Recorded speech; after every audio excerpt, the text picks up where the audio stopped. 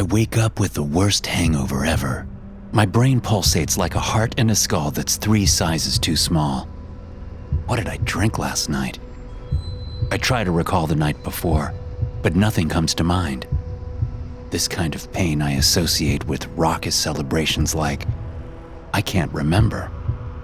My dry tongue scrapes the top of my mouth like sandpaper on rocks, and I turn in my bed, only to flop onto cold concrete. Holy look everyone, a new fish! I don't recognize the voice and immediately try to scramble to my feet, but only tangle up my legs. Before I can make up from down, I'm grabbed roughly by my shoulders and hoisted to my feet. My back slams painfully against something hard, and it jars my eyes open. It takes a moment to focus, but my vision slowly reorients. The face that greets me is something straight out of Oz, and I don't mean Dorothy and the Munchkins. The man before me is tall and muscular. His head is clean shaven, and 2 teardrops are inked below his eyes. Tucking out just beneath the sleeves of his orange jumpsuit are a matching pair of tattooed swastikas on each wrist. He grins eagerly at me, leans close to my neck, and breathes in deeply. Ooh, he still got that new fish smell. Me and you are going to have some fun. Every horror story about prison runs through my mind. I squirm and try to break his grip, making the brute laugh harder. He thrusts his forehead forward, and my head snaps back. My hangover explodes in my head, and I taste blood. As my vision clears, I see the skinhead licking my blood from his lips. Tastes better than he smells. Hasten you to the morrow? Let yonder be until golden embraces evaporate us all. I think the gibberish is from the blow to my head, but the skinhead freezes.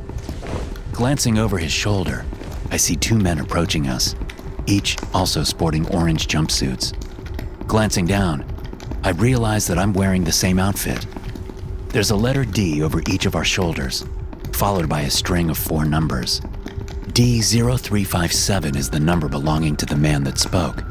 He's paunchy with tan skin. Coppery coils make up his hair with a beard to match. He smiles at me. The other, D1012, looks like he's never smiled in his life. He's shorter and half the weight of my bald menace, but there's no trace of fat on his body. He's all lean muscle with a patchwork of scars for a face, and his dark hair has been sheared close to his equally dark skin. D1012 plucks a cigarette from behind his ear, strikes a match with his thumb, and brings the flame to his lips. You heard him. D1012 exhales a dark cloud of smoke as he speaks. Doesn't mean I fucking understood him. The brute, D3559, growls. Yeah, it's all about context. D1012 flicks some ash to the ground. This doesn't concern you, Bender. Nope. D1012, Bender, I suppose, shrugs his shoulders. But it concerns Jive for some reason, and you know we're a packaged deal. D3559 tightens his grip on my shoulders, and then suddenly, Bender is standing between us. D3559 is so shocked that he lets go and stumbles back.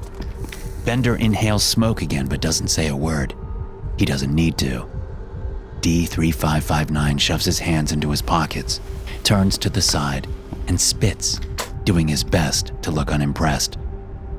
Fucking fish is too scrawny anyways. As the giant stalks away, I let out a breath and immediately tremble to my knees. My breath comes in quick breaths, too fast for me to keep up. Someone offers a hand to me, and I see that it's, what did Bender call him? Jive? I take his hand, and he helps me to my feet, smiling with genuine warmth. The tides of Aquarius are anon serendipitous. Happy Christ-giving in somber Jupiter. I have no clue what the words mean, but they wash me in a warm comfort that I haven't felt since I woke up, so I nod my thanks.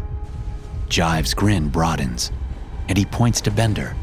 I, Pontus Maximus. And then he taps his chest. He who walks in the light has nothing to shed. Bender slinks up to the wall next to me. Your name. He's asking for your name, I think. My mouth and tongue move on reflex, starting to make shapes and sounds that they must have done thousands of times. But they freeze before any sound comes out, and my mind goes blank. My name. What the hell is my name? I close my eyes and reach past the pain in my head, but nothing comes. I try to remember my birthday, my parents, hell, my fucking favorite color, but nothing comes to mind. There are a ton of references to pop culture and the faint memory of sleeping in a bed much larger than the one that I tumbled out of, but no specifics come to mind. A terror more imposing than being manhandled by a neo-Nazi shakes my body. Bender's nose turns up like he smelled something foul. Wiped. Damn it, Jive. You had me wave my dick in front of Mueller for a wipe? They're nothing but trouble. Jive smiles brightly. The mouse in the doorknob often grins in mournful jubilation. Yeah. Bender drops his cigarette, then grinds it with his shoe. Says you. Well, come on, new guy. Might as well meet the rest of D-Class. I have no idea what Jive is saying and barely grasp the meaning of Bender's words. The blackness of my mind has sent a hollow feeling in my chest as my body fills with dread, pinning me to the wall. Who am I? What am I doing here? I open my mouth, but my throat is too tight to form words. Bender presses off from the wall and walks away. Jive wraps his hand gently around my wrist and guides me after him. 6 cots are clustered at the center of the room. The cover on one has been ripped to the side and tangled on the floor. I'm guessing that one is mine. 3 other people in orange jumpsuits mingle through the room, the only splashes of color against a gray cell of concrete. D3559 paces up and down the small room, sending glares in our direction. Centurions are not. Jive smiles at D3559. Mueller. Bender translates for his friend. Keep your distance from him. When the Foundation is short on D-Rats for the SCPs, they ship people in from death row. Finally, my foggy brain latches onto some of Bender's words, and I swallow enough moisture to ask my questions. Foundation? SCP? D-Rats? Bender glances over at me and frowns like a teacher who's been asked the same thing by the same student too many times. If you've been wiped, then you used to know what those words mean. You'll figure them out again soon enough. Mueller continues to pace and kicks the bare ground near one of the other inmates. She's sitting on the floor, head rested against her knees in a makeshift pillow. Mueller swears and kicks at her again, and then in a flash, Mueller's on the ground. The woman on top of him is pale-skinned, with short curly hair that's more pepper than salt. She twists Mueller's ankle until it snaps, and Mueller's screams fill the air. Phantoms in the morning from the dawn of man. Yeah. Bender translates again, looking at the shock on my face. D0024. Silent Mary. We haven't seen her in a while. If you think punks like Mueller are scary, look out for anyone with a 00 in their number. No guinea pig lasts this long in the Foundation without growing some fangs. Bender sighs and frowns at Jive. Christ, I'm starting to sound like you. So far, Bender hasn't been forthcoming with my questions. The only thing that he seems to be interested in is Jive. We watch as Silent Mary steps away from Mueller and slinks back into the same position as before. Mueller yells and writhes on the ground, so I turn toward Jive's enormous grin and then back to Bender. What's wrong with your friend? Bender shrugs his shoulders. What do you mean? He seems content to leave it at that, but Jive speaks up. Content eyes break through the dawn, stare at the multitudes. Then the chorus sings songs of marble and magma. Bender glances at Jive, then back toward me, apparently gleaning some intent in the madness of his words. I don't know. He's been at this longer than me. Could be he's been talking like this his entire life. More likely, though, some SCP made him like this. Dominion is the soul of all pizza, Jive says. Yeah. Bender shrugs again. Your guess is as good as mine on that one. Something clicks in my mind at Bender's words. Specifically, double O's like Silent Mary and Jive being a prisoner longer than him. His number is greater than Jive's. Do the numbers indicate how long someone has been a prisoner? I tug at the corner of my uniform. Sure enough, I also have a D and 4 digits, D7662. Does that mean I'm the latest? That nearly 8,000 people are held prisoner here? Giving the new guy the rundown? I look up at the feminine voice and freeze. She's all curves that the orange jumpsuit can't hide. She's maybe 10 years older than me, but a complete knockout. Her dark eyes and skin remind me of someone, and I tug into the bare recesses of my mind to come up with a name. Oh geez, what was that show from a few years back? The one with housewives? Really? She asks with a frown. You can remember Housewives and not get to Desperate Housewives? That's it. I snap my fingers, then stare. Wait, how did... Careful what you think around Callie, Bender says. You might offend her. She smirks at him. You never have. You're not my type. She a psychic? As soon as the thought forms in my mind, Callie smirks and nods. The grin vanishes though, as a loud click fills the room. A portion of the walls open that was so seamless that I never realized it was a door. 6 men walk into the room, each in matching uniforms, black body armor with 3 letters over their left breast, SCP. Several other words circle the letters, but I can only make out one as they draw close. Foundation. Shit, Bender sighs. Johnson, that's never a good sign. The large man at the center of the new group places a hand on the gun at his hip. On the other side is a large knife. D-Class, up against the wall now. They seem to be the ones in charge, and I open my mouth to ask questions, but Callie shakes her head. Bender slaps me on the shoulder, and Jive takes me by the wrist again as they lead me and stand against the wall. Silent Mary takes her time standing and joins us, but even the guards give her a wide berth. Bueller continues screaming and cursing on the floor, and Johnson stands over him. Maybe you didn't hear me, D3559, so let me repeat myself. Get your inbred ass up and against that wall right fucking now. Fuck you, Screw! Mueller screams. That crazy bitch broke my fucking ankle! Johnson rears his foot back and slams it into Mueller's stomach. As the breath is knocked from his lungs, Johnson upholsters his gun and places the barrel to the ex-con's head. Did I ask you about your fucking ankle? You want to know what happens to rejects who can't do the one fucking thing they're here for? Mueller's eyes widen as Johnson pulls the gun's hammer back with a loud click.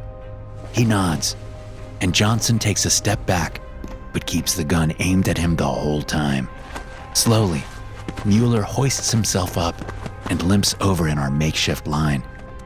Johnson strolls in front of us, but he stops at me and smiles. Well, look who's here. Johnson smiles at me.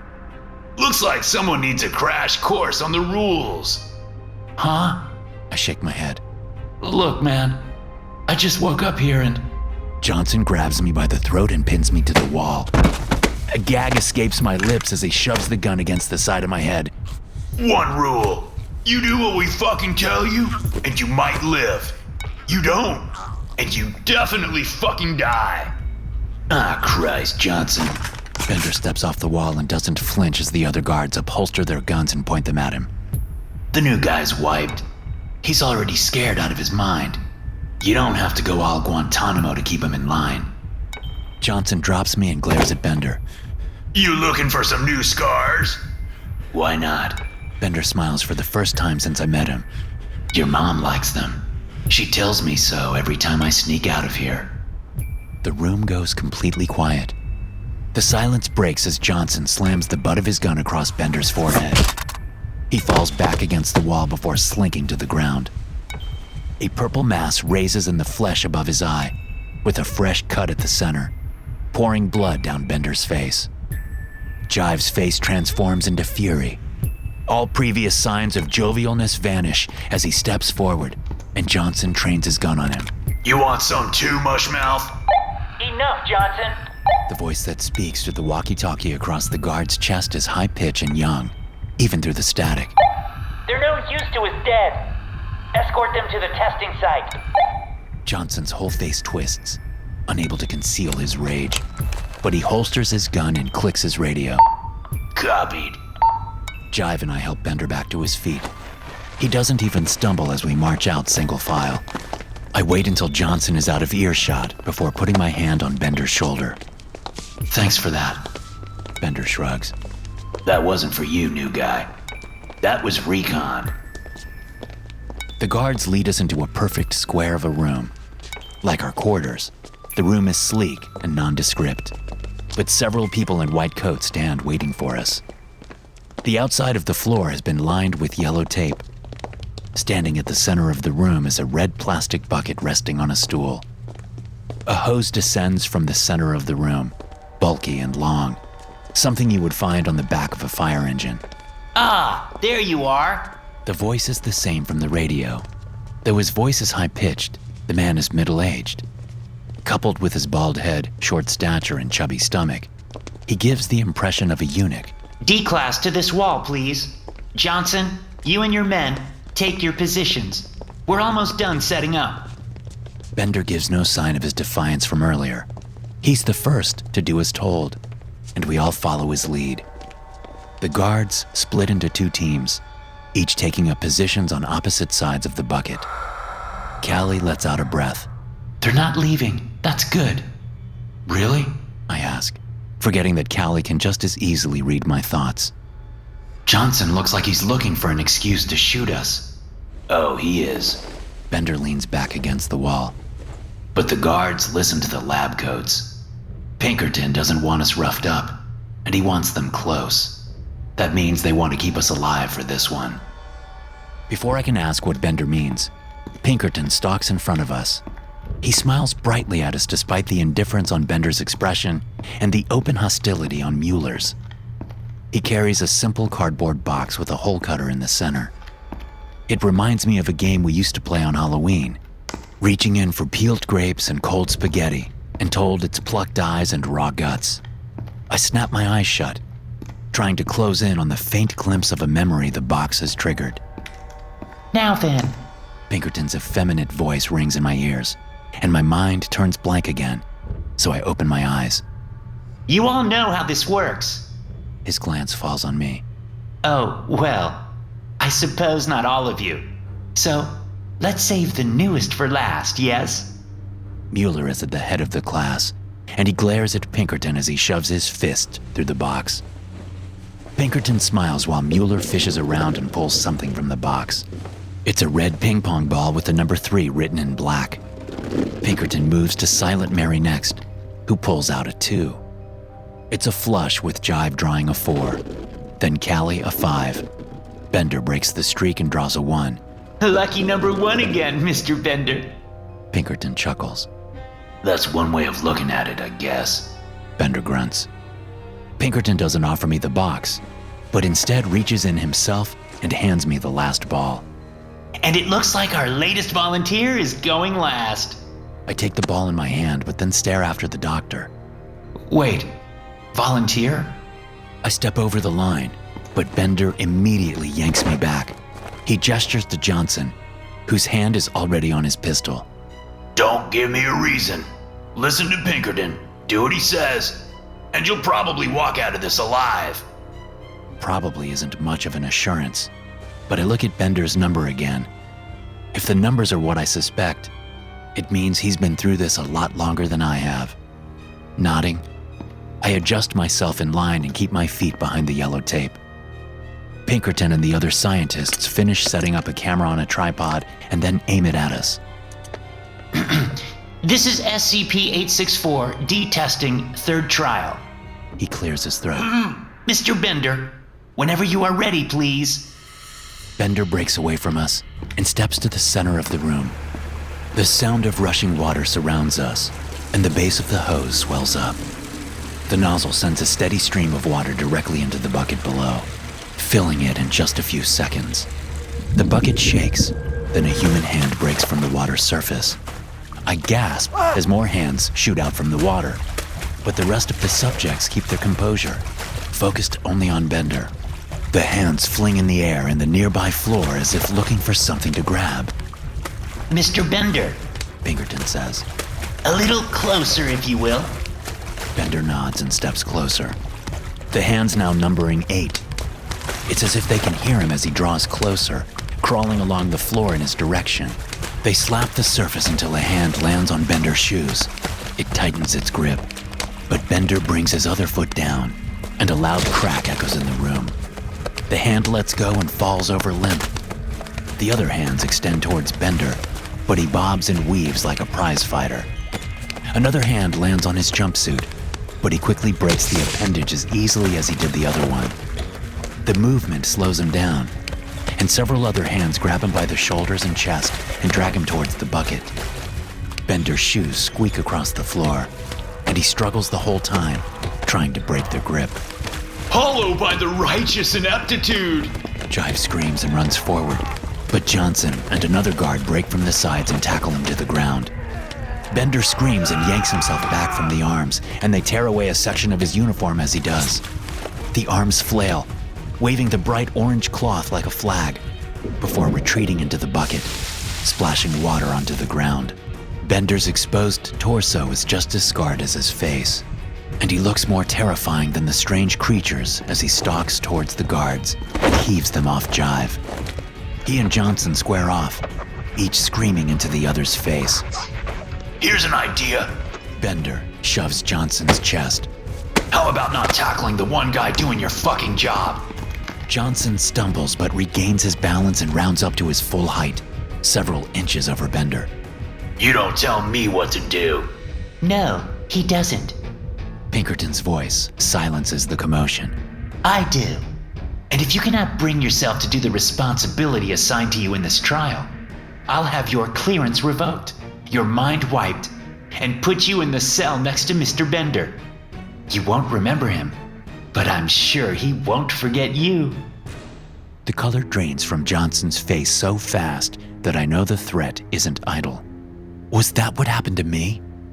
I glance at the other guards, anonymous beneath their helmets with visors pulled down.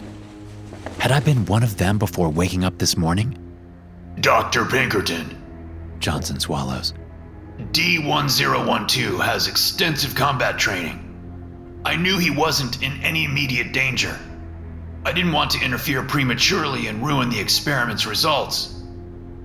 Pinkerton works his lips up and down like he's chewing on Johnson's words. I'll accept your explanation for the time being. However, as we proceed, please remember that the other subjects aren't as experienced as Mr. Bender. Johnson nods, then takes up his position with his men again. Bender says something to Jive, and the other man nods as he helps him to his feet.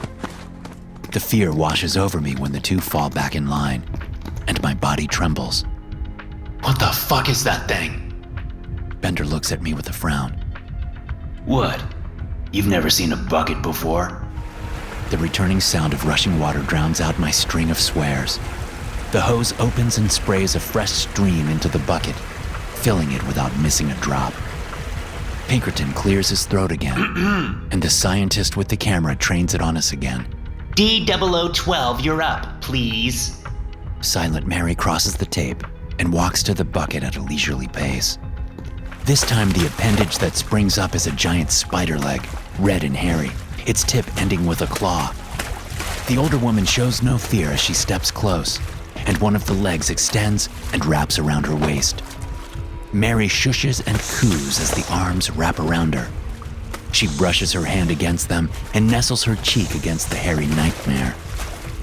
Johnson and his men unholster the knives at their belts, perhaps too eager after their negligence in protecting Bender. Pinkerton holds up a hand and shakes his head. Mary continues to pet the legs, even as they take off her shoes and socks. They retreat into themselves and descend into the bucket, leaving Mary barefooted.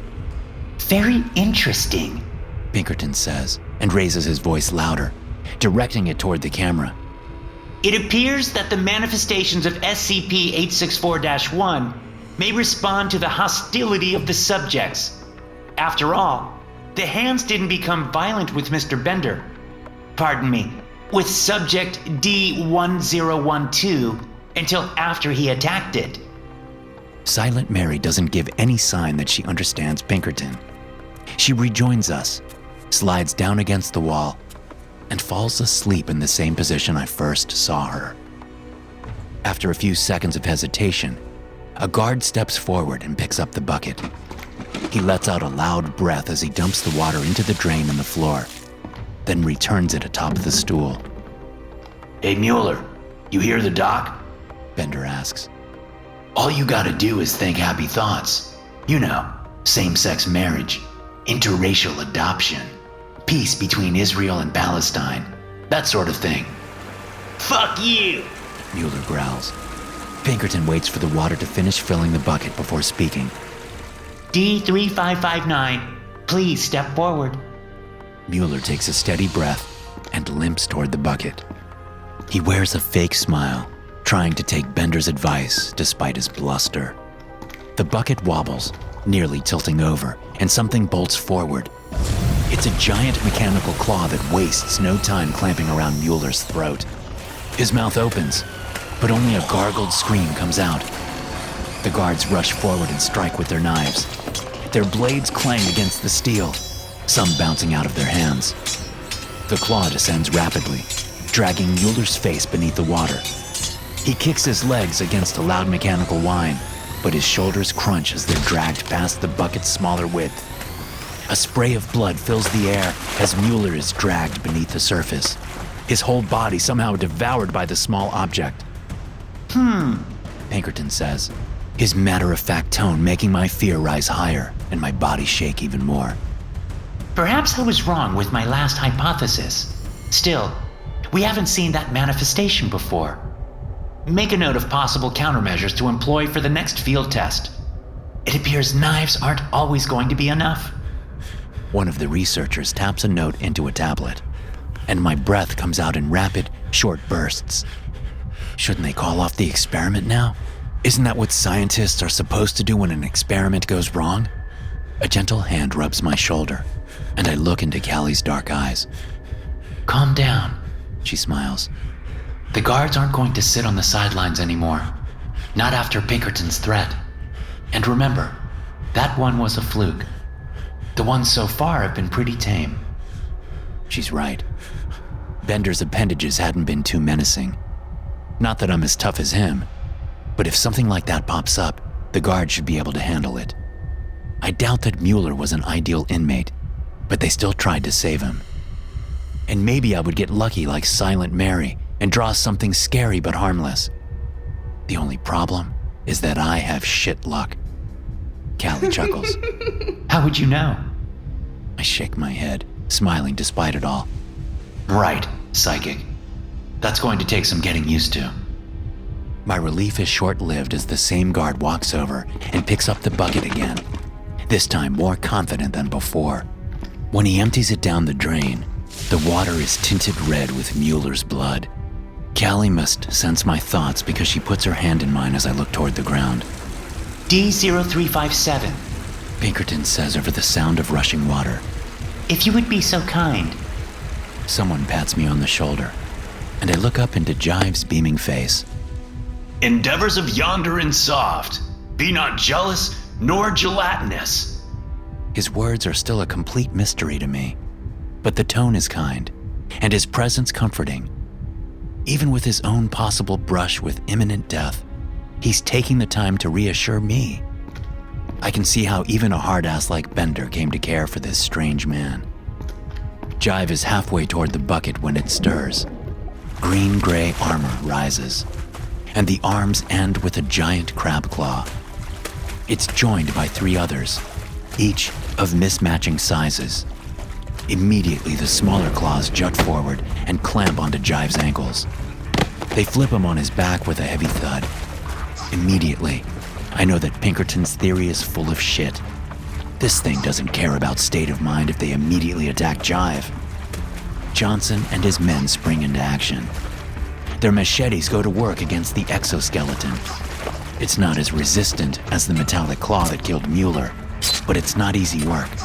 The guards swing their weapons repeatedly, taking several tries before they make a crack in the armored surface. The giant claw sweeps across the room, sending 2 guards flying through the air before crashing into the wall. Their knives spiral, and Callie shoves me out of the way. A knife bounces where I had been standing. With less resistance, the smaller claws are faster as they drag Jive closer to the bucket. Shit! Johnson screams. Stand down! It's got him! No! I'm surprised that it's my voice, and even more surprised that I pick up the discarded knife.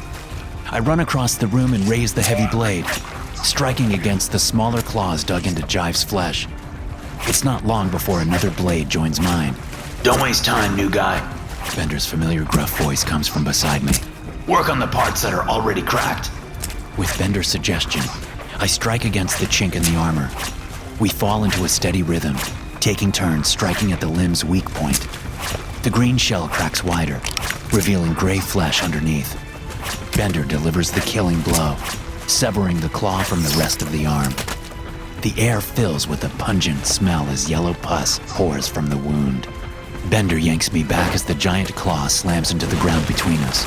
Shit, I'll keep the big one distracted. You get the last one.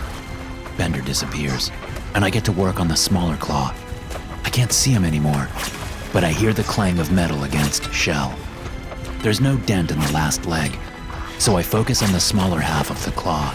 I hack it again and again until it finally cracks and lets go. Bender rejoins us, and we drag Jive away, covered in the foul pus, as the claws retreat into the bucket. 6 clicks freeze us in place. Johnson and his men have their guns aimed at the 3 of us. Hold your fire! Pinkerton screams. Dr. Pinkerton! Johnson doesn't lower his weapon. They're armed! So they are. Pinkerton smiles. And by arming themselves, they were able to procure several specimens for us to study. Something that you and your men were unable to do. I'm willing to spare their lives for that. Pinkerton nods toward us. Gentlemen, please drop the knives. Otherwise, I'll be forced to tell Chief Johnson to open fire. I immediately let go of my knife, and Bender does the same. Callie meets us halfway and helps us back over the yellow tape. While the guards reclaim their weapons and empty the bucket, the younger scientists also go to work. They zip up the claws in heavy bags and fill several containers with the rank pus. Callie draws back Jive's pants, and I cringe at the deep cuts on his legs. Shit! I wipe my mouth. He needs medical attention. He'll get it. Callie says. After the experiment, it's part of our reward. Hey, Bender says, and offers me his hand. thanks for going after Jive. My hand shivers as the adrenaline flows from my body, but I manage to pump it once in Bender's tight grip. You did the same. Jive is a friend of mine. The only one I got left. He looks me in the eye before cocking his head. Why'd you do it, though? You barely know him. I barely know anyone anymore.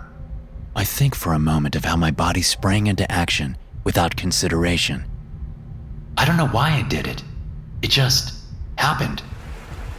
Bender glances toward the scientists as the water pours from the hose, refilling the bucket. A do-gooder, huh? Probably why they wiped you. D-2297. Pinkerton says. I'm very interested to see your results. Callie approaches the bucket as it writhes. This time, several tentacles crawl their way up from the impossible shallow depths. They take immediate notice of Callie and swarm around her. She drops to her knees, wraps her hands around her head, and screams. The tentacles recoil and retreat just as fast as they came. Bender crosses the line, and I join him. We each offer a hand to Callie. She flinches at first, but then stands on her feet. Her encounter was the quickest, but her whole body quivers with fear. Something must have happened that we couldn't see. What happened? I asked. I touched its mind, and it did the same. She shudders. Apparently, it was just as frightening for it as it was for me. Very impressive indeed, D-2997. Pinkerton smiles as the guards empty the bucket. Then, He turns to one of his researchers. Make a note that SCP-864-1 shows a vulnerability to psychic attack. Guy, It takes me a moment to realize that Callie is talking to me. don't let it take you. Trust me. You do not want to go into the bucket. Pinkerton beams as the water refills before I can answer. And last up, D7662. Take us home if you would. My legs turn to lead as I step over the line. Every effort to move forward feels forced and stalled. My vision narrows as I creep closer to the bucket, seeing it and nothing else. Something bursts from the water so fast that I can't see it. The arms are longer than any that came out before, and it smashes into the ceiling lights. The guards shout as the lights flash, causing a strobe light of pure darkness and dim light, seeming to slow time down. Through the flashing haze, I can just make out the arms. They're covered in red fur like the spider legs, but it's thicker and dripping with water. Each arm is segmented and ends in a massive hand. They remind me of something ape-like, but with too many fingers. My body shuts down, trying to make sense of the trick of the light when one hand wraps around my throat. It squeezes tight. My eyes bulge and my throat closes, pinching off my breath. I can't scream as it lifts me towards the bucket. Something hot sprays across my face and I fall to the ground. The lights flash and I see Bender standing beside me with a knife. Johnson kneels on the ground nearby, his leg bleeding, mouth open and screaming. It's like watching a stop-motion film as Bender turns toward him. In the next frame, he's behind Johnson and draws the knife across his throat. Then he kicks the body into the mass of arms. As they retreat with Johnson grasping at the hole in his throat, Bender throws the knife into a perfect arc that splashes in the bucket. The arms flee with the dead body and any evidence of the murder. Pinkerton's high voice cuts through the turmoil in the room as Bender walks me back over the line. The lights fail and plunge the room into darkness. A static hum builds up, then the lights come back on, and the guards scramble around the room. They know that Johnson is gone, but they don't realize his blood is pooled on the floor. Bender is lucky the last thing bled red, too. File an incident report. Field experiment successful, but not without Foundation casualties. Pinkerton looks over at Bender, but he stares off with the same indifference he's shown for everyone except Jive. The camera is tipped over and broken. I wonder how long Bender took to cover his tracks before stepping in to save my life. Suddenly, the heaviness in my legs goes light. The weightless sensation spreads up my body and into my brain. I feel light as a feather as I tilt back. Careful! Callie yells. He's going to... Something heavy hits my head. I wake up to the sound of hushed voices and the smell of tobacco. Closing my eyes tighter, I pretend it was all a dream. But when I crack open my eyelids, I see the same orange jumpsuits as before. Callie, Bender, and Jive sit around in a makeshift circle. Not far off from them is Silent Mary, slumped against the wall, a needle in her arm just below the tightened tourniquet. Bender is smoking a cigarette, a newly opened carton by his feet, while Callie and Jive are scarfing on a mountain of junk food. Not bad for your first time, guy. Bender doesn't turn his head. He just exhales a cloud of smoke into the air. Sorry about the lame nickname you got stuck with. Hey, Callie frowns at him. it was fitting at the time. And we couldn't just keep calling him New Guy. Yeah, Bender scoffs. cutting it in half is way better. A flower by any other ray doth taste as exuberant. Jive smiles at me. This time his words bring no comfort. I reach my hands to my mouth to keep from screaming. The first time, all their numbers, they're thousands apart from mine. How many experiments have they done? I can't go through something like that again. I have to get out of here. I don't know how, but I need to get the fuck out of here. Bender, Callie clears her throat. Guy's having the thought. Yeah, his initiation wouldn't be complete without it. Bender picks himself up from the floor and sits down in the cot across from me. He hands me a bottle of beer, and I look at it. The label says Steel City, and there's something familiar about it. Here's your cheese. Cheese? He nods. We're rats in a maze. Every time we get through one, they patch us up and give us a reward. Keeps us motivated until the next one. His words are no comfort, but I never needed to drink more. I twist the cap off and take a drink. The beer is a cold comfort on my raw throat, the taste soothing in ways that I can't describe. I bring the bottle to my lips and don't put it down until it's empty. Bender has a fresh one ready for me. You know, I have Johnson to thank for my nickname. He pauses and runs a hand over his scars. He gave me most of these. I got what most people call a problem with authority. On my first day here, Johnson makes a big proclamation that he's going to break me. He spent the next 3 years doing every sadistic punishment I know. Even came up with a couple that were new to me. A friend of mine said I bend, but I don't break. Bender laughs, harsh and unyielding like everything else about him. Has Jive strung 2 coherent words together since you met him? Nah, this was, well, it doesn't matter. He's not here anymore. A trace of regret creeps into Bender's voice, and I remember what he said earlier. Jive is his only friend, the only one that he has left. But that didn't mean that had always been the case. How many people had he seen die in his time here? My throat goes dry, so I down the last of my beer to get enough moisture to ask my next question. I'm going to die here, aren't I? Yeah. Bender's tone is as frank as his answer. One way or another, the Foundation doesn't recruit people to D-Class that would generate a missing persons report. We've all had the thought, but there's no escape. Plenty of riots and escape attempts, but they all end the same way. So, it's hopeless? No, just a different kind of hope. Bender snuffs out the cigarette on the bottom of his shoe and lights a fresh one. He offers it to me, and I take it, choking down the smoke and chasing it with a third beer. Took me 10 years to get Johnson, but I got him. You just got to sit and wait. Enjoy the small things. Find something you can accomplish to get you through the next day. Great. I sigh and take a drink. I just got to make mortal enemies with the prison guard and wait for my opportunity to murder him. Bender smirks. You know they personalize our rewards. Unfiltered Pall Malls for me, Cheetos for Callie, Honey Buns for Jive. Hell, Silent Mary's smack probably comes from the same dealer when she worked the streets. And this, they picked out for you. Reaching over, he taps the label, and I look down at the Steel City logo. That's a craft beer, small brewery. If I were a betting man, I'd say you were from Pittsburgh.